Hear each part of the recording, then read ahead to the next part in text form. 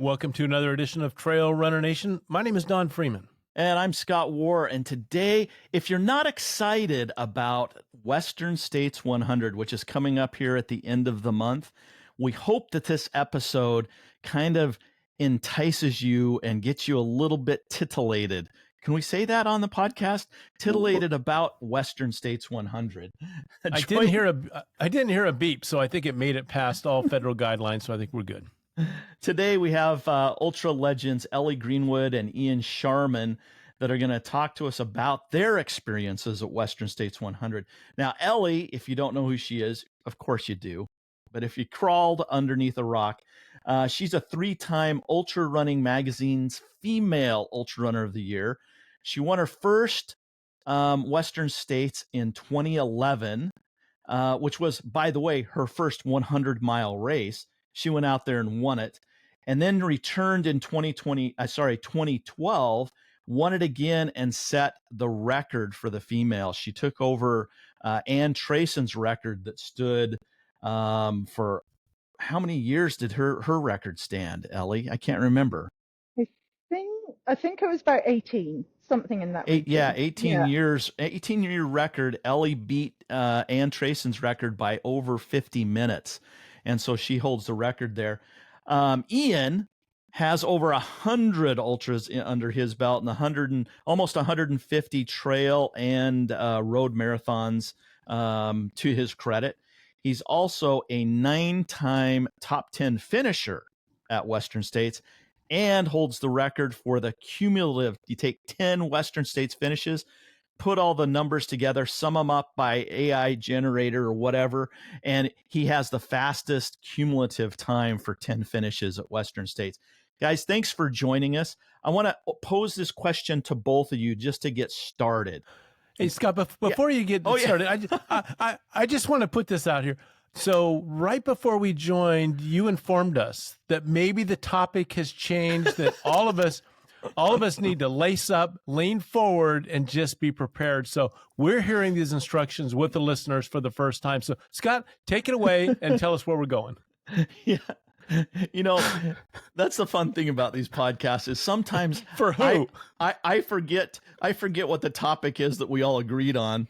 And since I'm doing the introduction, I can basically make up whatever I want. And that's what we're going to do today. We're going to talk about stories of Western States. Okay. So my first question, and we'll let's see, Ellie, you can answer first. That gives Ian some time to think about this. How did you start into ultra running? And more specifically, how did you find yourself at Western States in 2011? I guess I started ultra running, I feel, very low key. Hopefully like a lot of people do. It wasn't that I read about, the big name races or whatever, but I got into trail running first, just other distances. And then a very low key group here in North Vancouver that put together what were fat ass events. So more group runs rather than races, but they weren't. Anyway, I think it was about 2005 maybe. I ran a 50k. It was a January 1st one, mixed trail, bit of road and whatnot, and I'd done a few marathons, but I'd had this intrigue of you can run longer. That sounds, I guess, just like a lot of people, appealing, interesting, a little different, right, rather than the traditional road marathon distances. So, and then I guess what it would have been, never really thought about this, maybe like 6 years later, I ended up at Western States. So yeah, obviously, once I did that first 50k, then it was like, that was fun. I wouldn't mind doing some others. Very much started on like the local scene. And yeah, then I guess I had some success, and I very much worked my way up the distances of, did a handful of 50Ks. Maybe I'll do a 50-miler. And then even after a 50-miler, I did a 70-mile race, very unusual, the Canadian Death Race, which is 125k, so somewhere in the region of 70-ish miles. And then I was doing, pretty well at some slightly more competitive races, and so I went to American River, which a 50 miler, because at the time you could enter the Western States lottery with a 50 miler. Nowadays it has to be 100K. And it was then the Golden Ticket races, then called Montreal Ultra Cup. So in April 2011, I went down to Sacramento, did American River, and then that wound me up. And won, right? Yes, I had a good race. Well, you had to come top two, really, if you wanted to go to Western States. I had a bit of it was definitely a friendly rivalry with Cami Semick that year, where we'd go a bit back and forward. She ran faster than me at Comrades. Neither of us won. I won American River. She came second. We both went to Western States. I came first. She came second.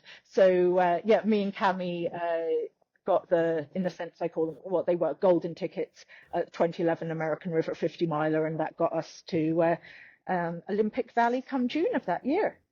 So Ellie, I've got a question for you. As you're ramping up, as you're discovering running and looking around and say, I kind of like this.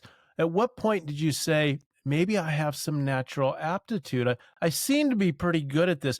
Did that ever occur to you along the way? What was the aha moment?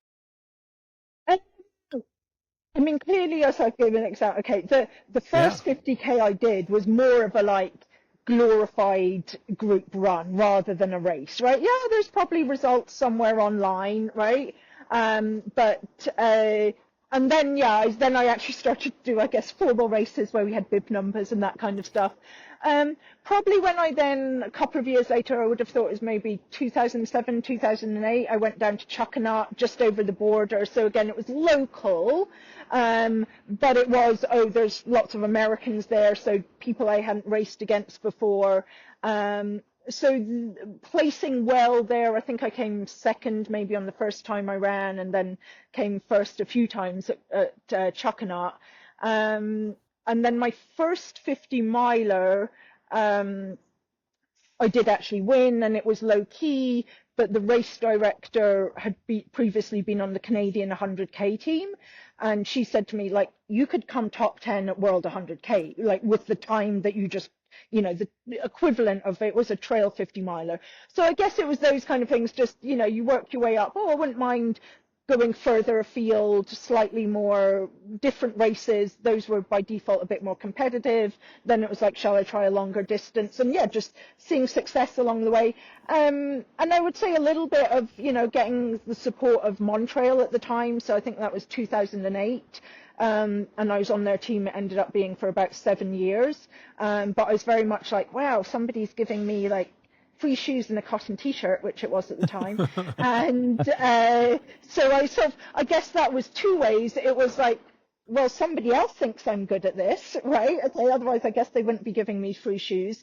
And I think it motivated me a little of okay, well, can I be even better, and maybe train a bit harder or more structured, and branch out of going to different events. So yeah. Those things never happened to me. So but I'll keep my eye out just in case things change. Go ahead, Scott. I was just going to say, one of the great things about modern technology is Ellie Greenwood can join us as she's sitting in a park in Vancouver, which I think is just amazing that we can even do that. But the reason why I say that is you may hear a little bit of some of the leaves brushing. You may hear some birds chirping. That's the reason why, is because Ellie is just a busy lady and is in a park. She doesn't live there, but she's in a park today recording. I don't live in the park, and my apologies. This was not the intention until electronics went on my e-bike, and you don't want to ride a 55-pound e-bike without a motor. So, yeah. Ian, tell us a little bit about your background and how you ended up at Western States. What was the first year you ran? 2010.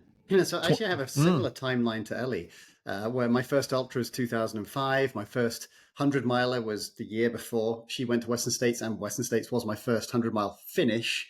I did actually go to Rocky Raccoon 100 miler that same year because I just wanted to get a longer run in. I'd never run more than 55 miles.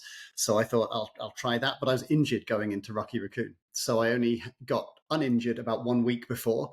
And I got 80 miles in, and I was very happy to not be injured at that point, and said, you know what, I'm not going to push my luck here. It's all about going to Western States this year. So if I can have the next few months uninjured, I can go there and hopefully have a decent enough race. But 100 milers were not really on my radar at first. I wasn't really a runner growing up.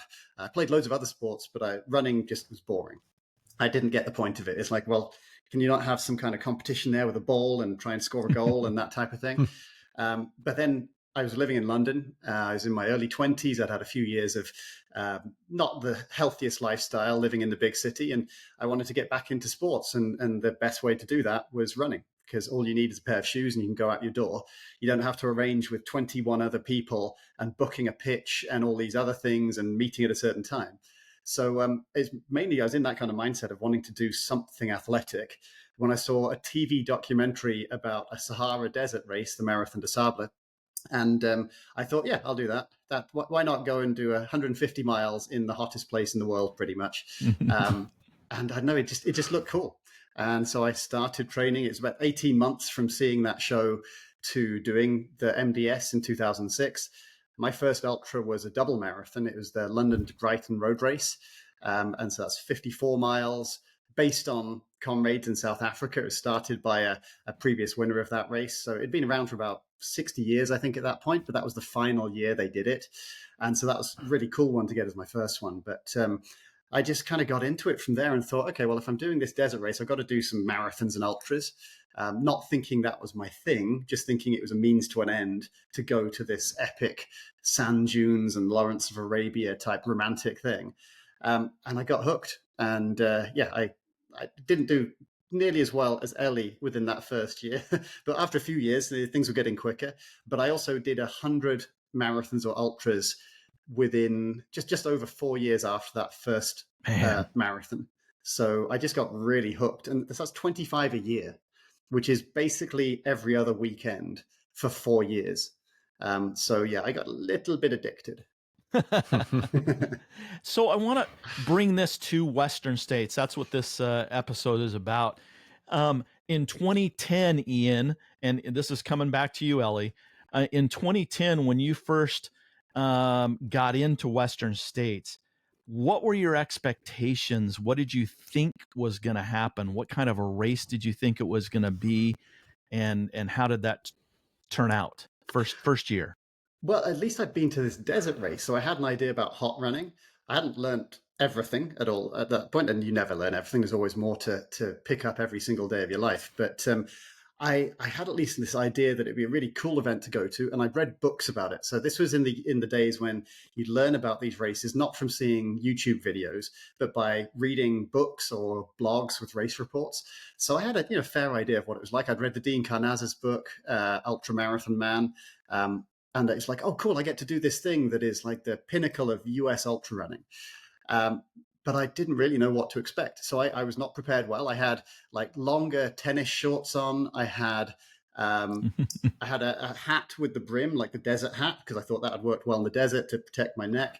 I actually ran the first 30 miles with a plastic Safeway bag with my gels and a phone in it. Not a phone, and a camera in it. So this was before camera phones, but I purposefully, this is actually a tactic.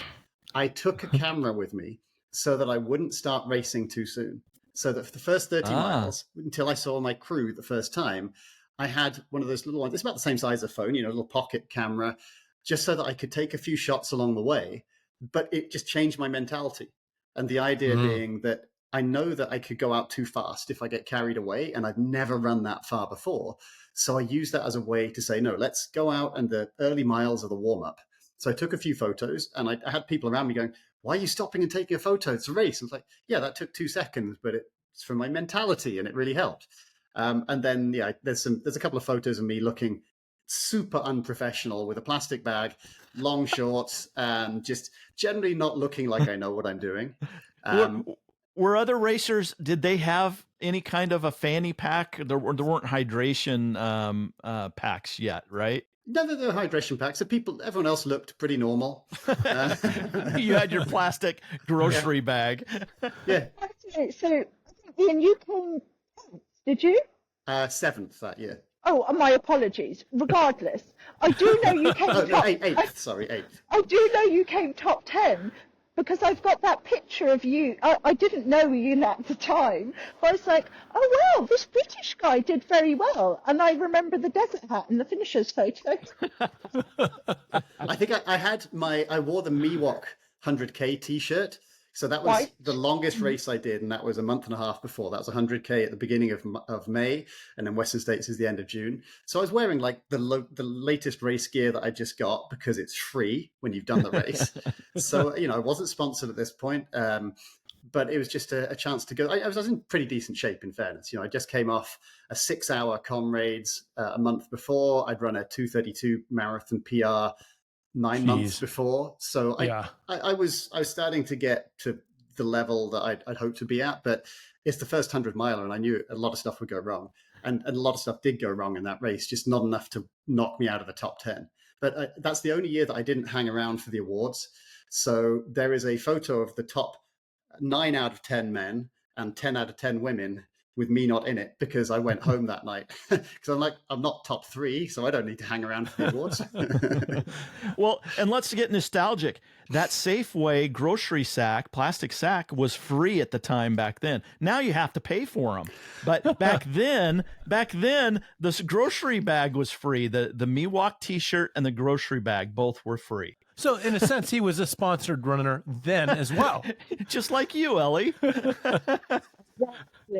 And you were saying like, oh wow, we didn't call them running vests at the time, but I mean, the first year I ran Western States, I had one of those Nathan running packs, right? Which I feel definitely the Solomon packs weren't around, which I feel are now, most people are wearing those. But some version of running packs did exist. So I don't want to blow our entire budget for the year that we put together for these podcasts, but let's get in the time machine for a second and take the trip.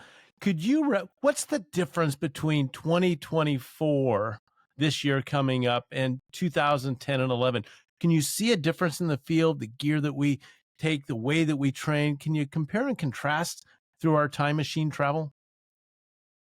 I think one of the big differences I see, I mean, I do say obviously gear is important, right? And to a certain extent, the longer the race, more things can have an impact, like the gear or whatnot. So definitely I feel, I mean, just the choice of trail running shoes that you have right now, right? Like, I think every major brand now has a trail running shoe, whereas probably 10, 15 years ago, there was, Montrail was one, Pearl Izumi, that kind of stuff. North Face were kind of big, but their shoes were very new. And, there weren't the big brands. I mean, I know there's Scott Jurek and Brooks and whatnot, but it was like, now you get, a whole range of trail running shoes, even with it in each brand. I think the biggest difference I see is, it seems, people getting out on the course. So if they want to be, top 10, I know in the past there's always been like the Memorial Day camp, and that's been a real tradition, right? But these days you just see people going, oh, I'm going to go to Flagstaff for like 6 weeks, or going to be running in the Grand Canyon, or I'm going to check out, the bulk of the Western States course over the course of the month that I'll be in California. Whereas I feel probably when Ian and I were talking about sort of 2010 to 2012, sure, there was quite a lot of, very good Californian runners. I think fundamentally Western States is still a Californian race, even more so at the time. So sure, they would have known it.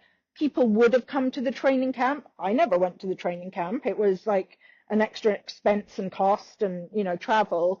But I just see that people really knowing, like, so they can strategize on the course. So they're trained specifically for, the descents and the canyons, actually being out in the heat. Whereas maybe, in the past it was AJW turning up to the heating in his car. Whereas I feel we're sort of past that stage of things right now. No, I mean, if it's what you've got access to and you can do.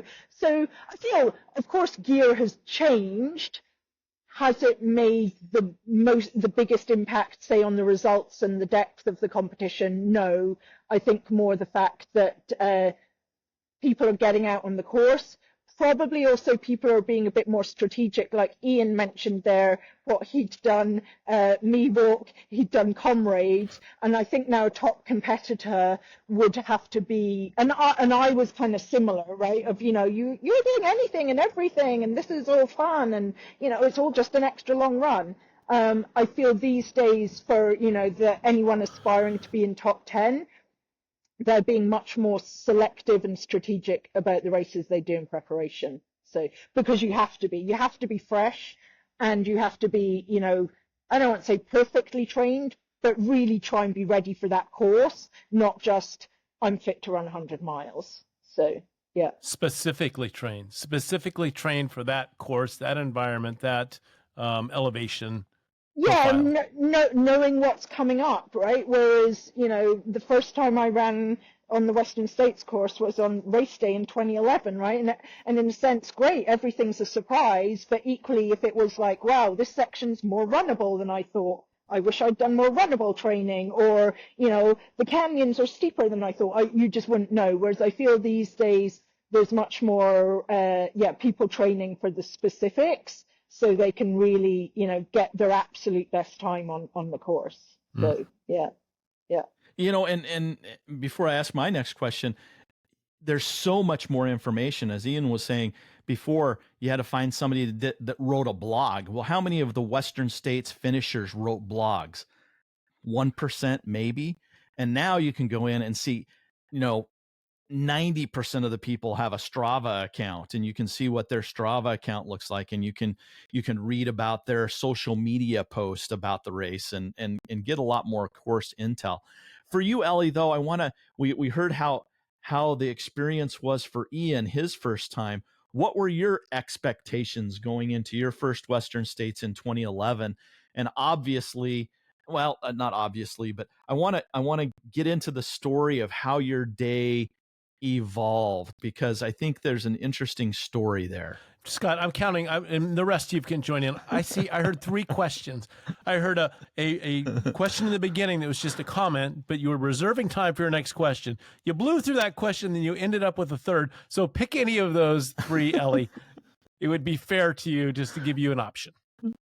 Okay, I will go back to the question I'd forgotten. He'd asked us a long time ago of what was my expectations of the race. I mean, by that point, and sorry, going back to my memory, okay, so 2011, I'd already won World 100K. I'd placed first at American River to be able to run Western States. I had just done Comrades and come fourth. So I had competitive ambitions for sure, right? That said, I didn't know the course.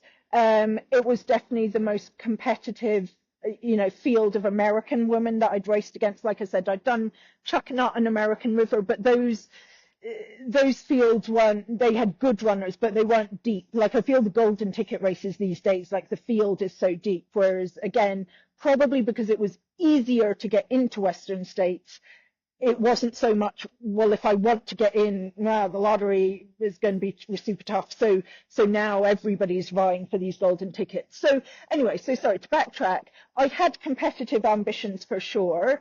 I had people that I kind of trusted that thought I could possibly win.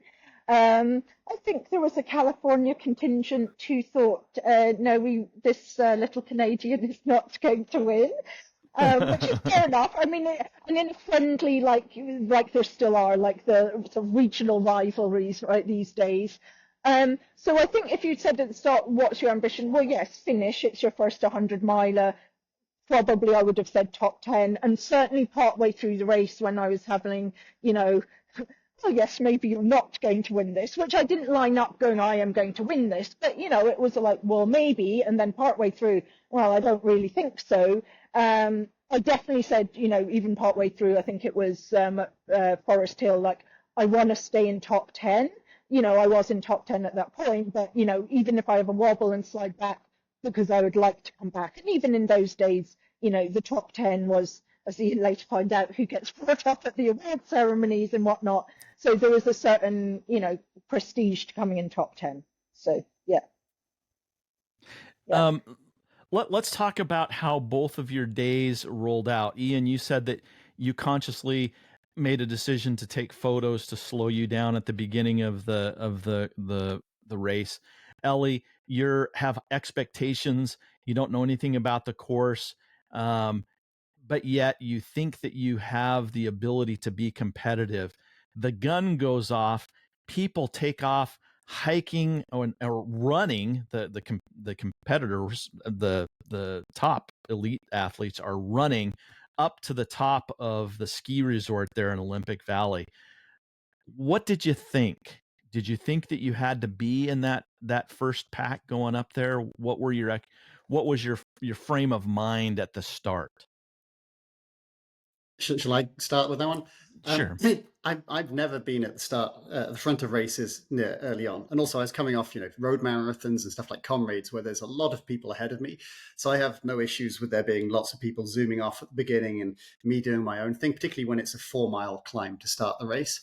But I'd actually mainly focused on Comrades, to be honest. I didn't do any heat training. That was, until last year, that was my best Comrades finish out of 8 that I've done now. So I trained for Comrades. And then it's like, yeah, and I need to just make sure I can do Western States as well. But I wasn't really thinking about what I'd need for that. So I turn up to it. And again, that mentality of trying to just take it easy just to make sure I finish was the main thing for me. So I wasn't thinking, I should be top 10 or I should be running with these guys or I've got to be at these splits. None of that was on my mind. So I just had a very nice walk up the first climb, fast walk. I'm known for hiking. It's I probably hiked 95% of that first climb. Turned around, took a beautiful shopping bag, Ian. With my shopping bag, yeah. But you see, if I'm taking the photo, the shopping bag's not in it, so it doesn't matter. But I turned around, got a beautiful sunrise photo over Lake Tahoe, which until a few years ago was actually the background for my the coaching website for many years. Just from that one shot, it just looks so good. But those early miles, I was just doing my own thing, plodding along, just having a bit of fun, chatting to people. Doesn't sound exactly like a race mentality there. But it's a race where you don't want to be starting to race early. In recent years, you sometimes see people who push a bit too hard early on, and then maybe they're doing really well halfway through or at Forest Hill at mile 62, but then they blow up. So I had enough experience at that point that I wanted to avoid that scenario. But I was not really in race mode. I was in look after yourself. This is going to be a new, crazy experience, and you can't predict what will go wrong. So try and learn something today. And that really stood me in good stead for the entire race, because even though things went wrong, I wasn't panicking or thinking, well, I should be running this fast or I should be in this position, which I think is generally a good mentality, even if you are trying to win, even if you are trying to get a course record, because you've got to spend most of the race looking after yourself. So I'd learned a lot from that mentality from the 100+ races I'd already done, and then Western States, that there's no panic to do things quickly. And I've never worried about being further behind in races. Like at Leadville, I've never, ever been in the lead at halfway. And I've won 4 out of 6 races there, including several of them by 2 hours plus. So I don't really care as much about who's ahead early on, because it's how fast you go near the end. And that's one of Ellie's specialties. She is one of the best finishers I've ever seen. When she's near the end of a race, she is charging, and she's looked after herself well enough to move fast, but also she is just so mentally with it. In fact, a few years ago, just to add one extra story, at Comrades, the year she won, I was there, and that year I was actually using Comrades as a training race for Western States, so I wasn't quite as focused on it. But about a mile from the end, Ellie passed me, and I knew that she'd been not in the lead earlier because I passed the 2 leading Russian women, and so I knew that she was now on a charge and she'd taken the lead. And she went right past me, like a foot next to me, didn't look at me, didn't wave, nothing. She was just laser focused on the finish line, and I was not offended at all. But I'm like, yeah, she's on it. She's not going to get caught by anyone. She probably expected you to have a Safeway bag in your hand, so she really didn't recognize you. So Ellie, I have another question, but I'm not going to be like Scott and reserve 2 or give you 2. I'm just going to save that other one for later. Tell me, how do you mentally compartmentalize this? Save something for the end. Do you plan on that? Do you expect that? How does that roll out for you? I mean, I do think it's slightly, some people are just wired that way, right? Of, like if you, I don't know why you often said like I purposely started, really slowly, but it was just how I would start, right? Or I was kind of chuckling when you were saying, you start Western States and, you leaders are running up the escarpment. I can't remember if it was the first or second year, but certainly I saw Ian just ahead of me hiking, and I thought, well, I'm not planning to come in the men's top 10, so I guess I should be hiking too, right? So, which is true. And obviously, I mean, Ian, again, by that point, must have had a couple of years' experience. So I'm like, he is going to be in the top 10, barring, anything going drastically wrong, right? So I think it does take some confidence, because you have to, because a lot of people go, yes, but what if I can't go faster later? But then you're just burying yourself into an excuse for, well, I'll go faster and I'll get money in the bank. Well, no, now you're going to slow down. So I think it's a good thing to do, maybe like, a B race or a C race, where you go, okay, well, I'll start slower than I would like to or think I can, just so I can have the experience. Oh, I could go faster later on. Oh, I've never had that experience before, right? Whereas too many people, I feel, sort of go, well, it's inevitable, I'll slow down, so it's all right if I go a bit fast early on, right? Yeah, and I think as well, I mean, it's very traditional for 100 miles or whatnot, but like Ian's alluded to, right, like the races in Western States up this escarpment, it isn't to Forest Hill at 60 miles, right? So, and if you really think about it, you're 60% into the race at Forest Hill, and people are like, oh, we're, near the finish. Now you have got the rougher and possibly more tough terrain behind you by that point. But I think you've just got to like really break it down, right? And do have that confidence to go slower. And then maybe as well have some, like I said, it could be a race or it could be training runs, right? Where you practice going a bit harder, right? It might not be faster at the end, right? But a little bit faster, hopefully, of, I can have miles in my legs and I am still able to like pick up the pace at that point, right? So a little bit of it comes from, I think, practice, because then practice gives you the confidence that it is possible to do it. So, yeah. I think that's a great answer, but I'm going to ask Ian if he can add to it, if he needs to at all. How do you in real time manage that effort? You're in the beginning and you're doing a lot of calculation and extrapolation. What am I going to look like in 15 more hours if I'm working this hard? How do you balance that? How do you project what's going to happen to you in 15 hours when you're starting off? A big part of it, you've got to err on the side of caution, because when there's uncertainty there, like you've never done that distance before, you've not done that race, you don't know where that edge is. And even if you do know where it is, it's very difficult to ride right on the edge of the maximum sustainable effort. So you're better off giving yourself a little bit of leeway and going a bit slower than you think you need to. I always say to people, if you think you're going too fast in a 100 miler, you definitely are. Because if it's even crossing your mind that you're going a bit too fast, you're probably well beyond that threshold. But there's three words that I like to think of here in terms of the mentality of that beginning part of the race. And that's having the discipline and patience to hold back, and the confidence to know that that's what works. So the more times you see it pay off, it's easier to be confident with it, but it still takes discipline to hold back. And you've got to be patient for a very long time in these races. And it's not like you get to mile 80 and then you say, well, now I'm going to push. Instead, it's you try and get to mile 80 in one piece and then hold on without slowing down too much. I have never enjoyed 10 out of 10 times the last 20 miles of Western States. It's miserable. I feel horrible, but I'm usually passing people and moving pretty well there. So I'm just trying to leave enough in the tank physically and also mentally from not having to dig in too much that I can at least move well. But it's not fun. But that's if you do it, judging it well early on. If you don't, you'll see it with a big chunk of the field. You just have a death march to the end, and that is really not enjoyable. Well, you used the statement, and I think there could be a whole podcast on this, but I'd like to hear Ellie speak to it, and then certainly you can polish any of it that needs to. Riding the edge. I mean, that really is so important to reaching your potential. You've got to back off. You've got to lean forward. You've got to read in real time everything, your fluid, your nutrition, your everything, your strength in your legs, the climbs that are coming up, the sun that's coming down, all that stuff has to be in juggling in the air as you ride the edge. Talk about riding the edge.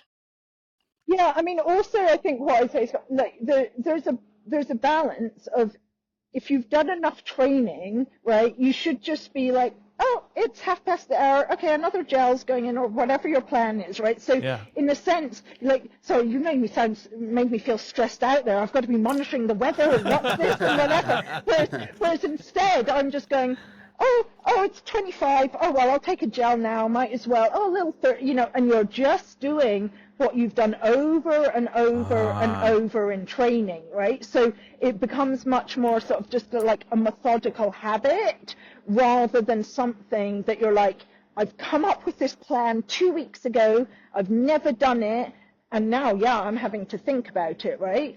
And then, talking about how we're saying maybe sort of like, and I say exactly the same to my coaching clients about having patience early on, okay? I also say for later on, having perseverance, right? Whereas I feel possibly too many people write the races off of, well, at mile 60, I was already behind by that amount. Okay, well, maybe you are, maybe your pacing plan was incorrect, or maybe something has happened, and yes, you, in a sense, maybe could have been further ahead, but you're not. But you've still got 40 miles to go, right? So use what you've got left, right? So I think that real effort of, and I mean, it was Comrades this past weekend where you see people squeaking under the finish by like seconds. And if you'd looked at a prior cutoff, you'd be like, they're not going to make the finish, but they've got that real, like, I'm just going to give it everything right until the end. So I think it is important in these races to be patient early on, but then, if you really want to get your best time or you're struggling with cutoffs later, you just stay as focused as possible. And that's where Ian alluded to, in Comrades, right? Where, sure, I realized I'd gone past Ian. I wasn't going to say anything. I was like, where's that finish line, right?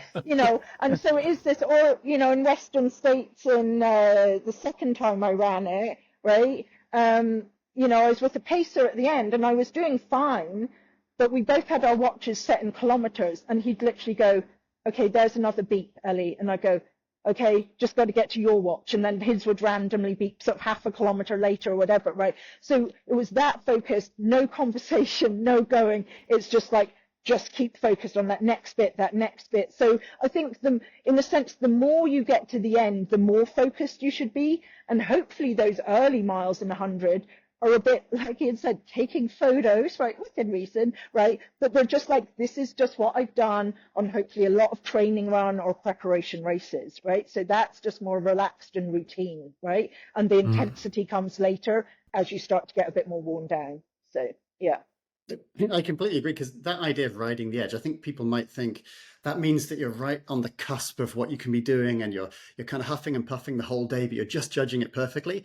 It's not that in a long race. It's not that in any race, to be honest. It's that you feel like it's easy for a long time, and that allows you to then be right on that edge of like really pushing yourself for maybe the last 25% of the race.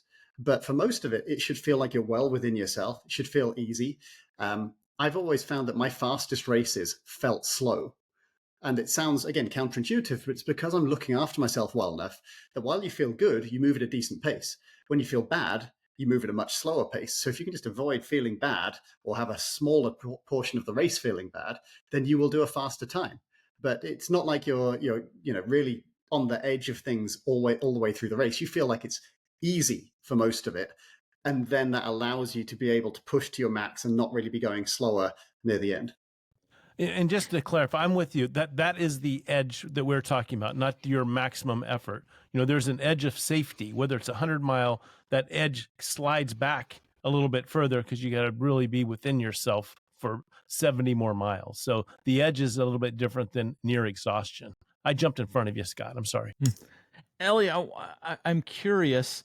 Ian said in the 10 finishes that he has had at Western States, none of them were fun at the end of the race. Now, we know that you have this infamous kick at the end, that you can really do amazing things at the end of the race. And if my memory serves me right, on the first time you ran, I think there were some segments that you just blew away the records. Some like the section on Cal Street, and I think another section.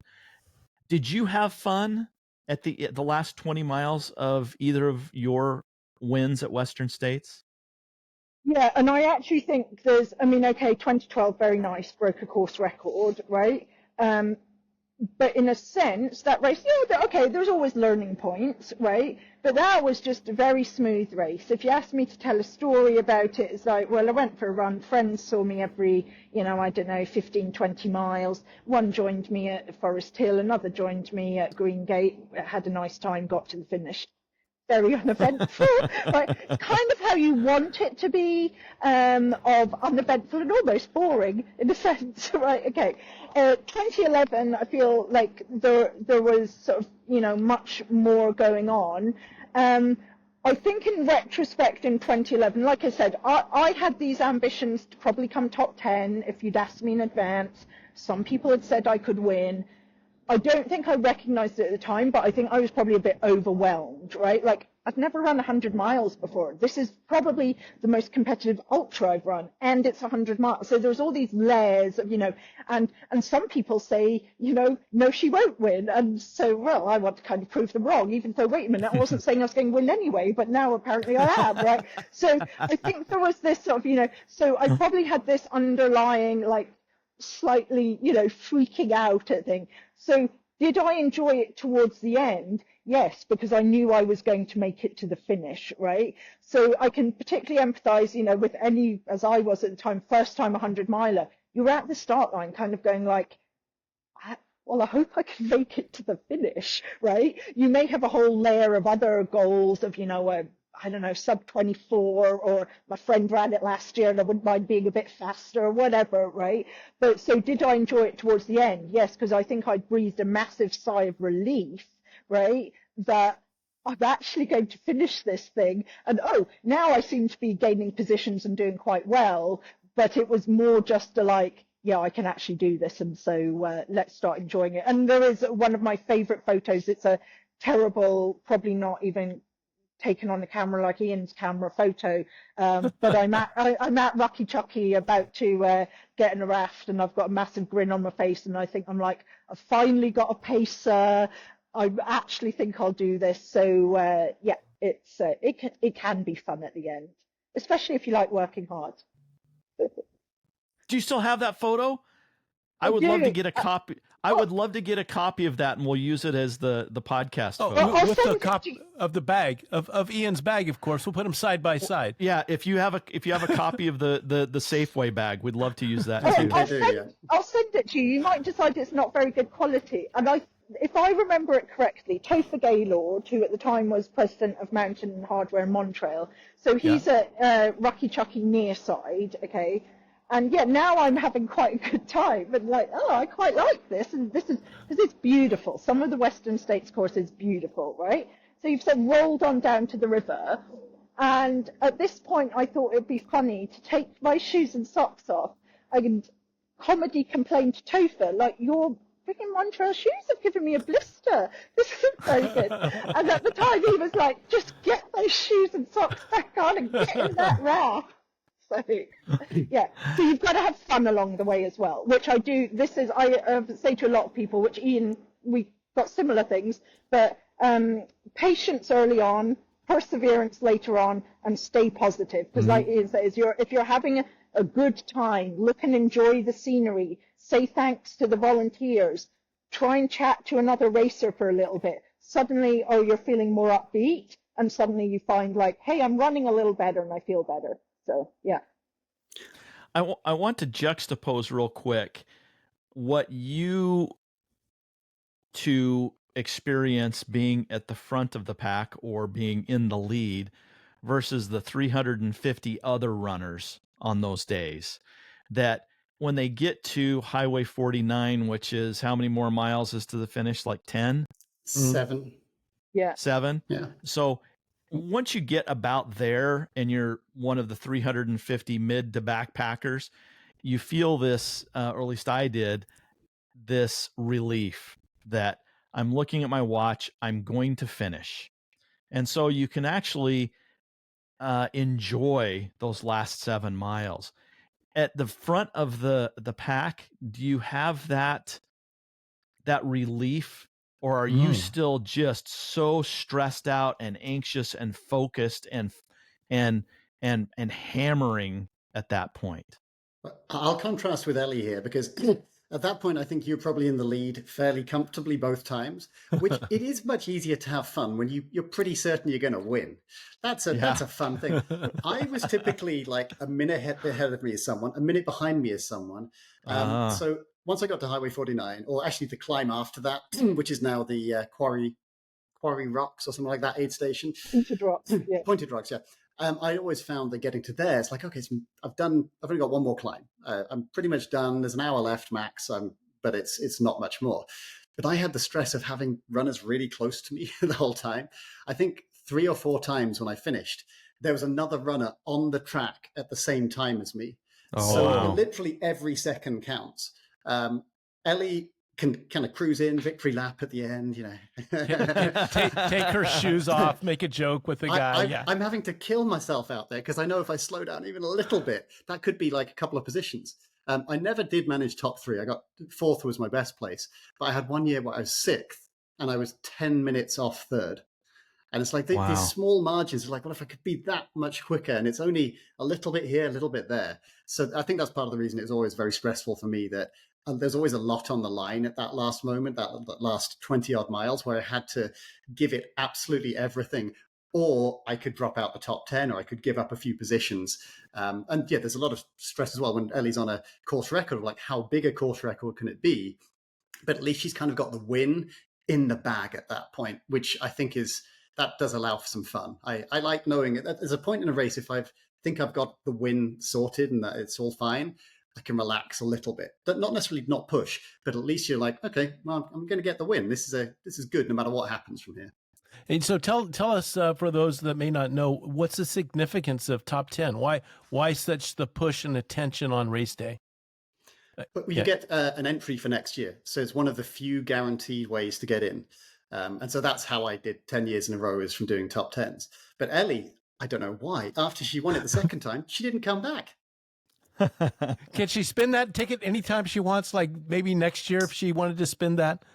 That would be painful but very nice opportunity. But it's interesting because, sorry, as soon as you guys were saying, and even before Ian was talking right there, of like, is it stressful?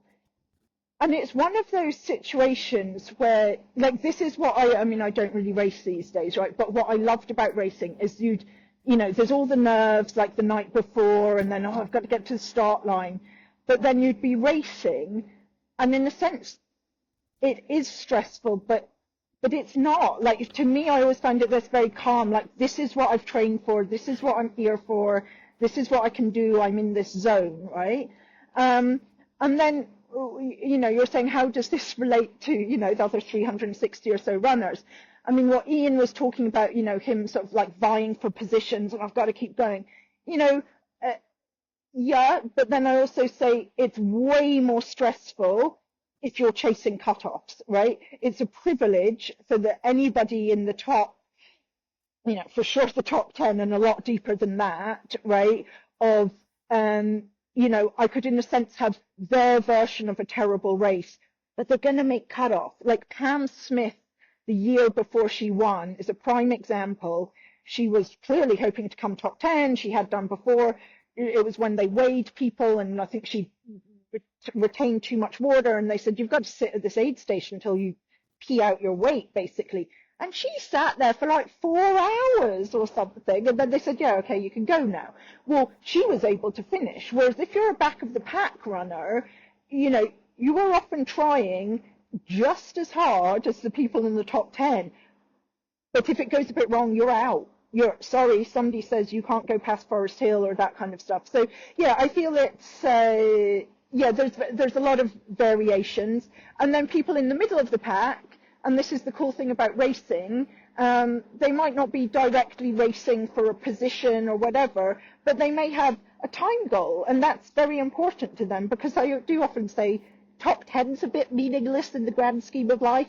Well, so is coming sub 24, but when you're in the middle of the race, that's all that matters, and that can be a bit stressful too. So, yeah. or sub 30, whatever your number is, or sub 27. It's your number. It's important to you. And so everybody can be a winner out there. Every 384, whatever the number of bibs out there, there's that many, podiums waiting. Hey, Ian and Ellie, thank you so much for coming on and talking about Western States. We are a little biased because we live at the finish line of Western States, and so we get in the excitement every year. We hope that people are getting excited about their races, their Western States, and we hope that they have a great time out there. We're going to follow this up. Next week is our annual prognostication episode with Andy Jones-Wilkins.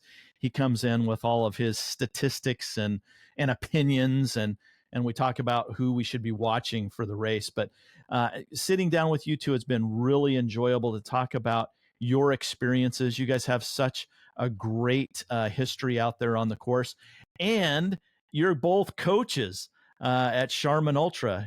And I'll include the link in the show notes, but if either of these coaches resonated with you and you want to learn from them and their experiences, they're available for coaching. I think you probably still have openings, right, Ian? We do. Yeah. Excellent. Well, thank you very much. We hope that you all have fun this summer, whatever adventure, whatever races that you're doing. But more importantly, put on your socks and shoes, Ellie, and run Mas.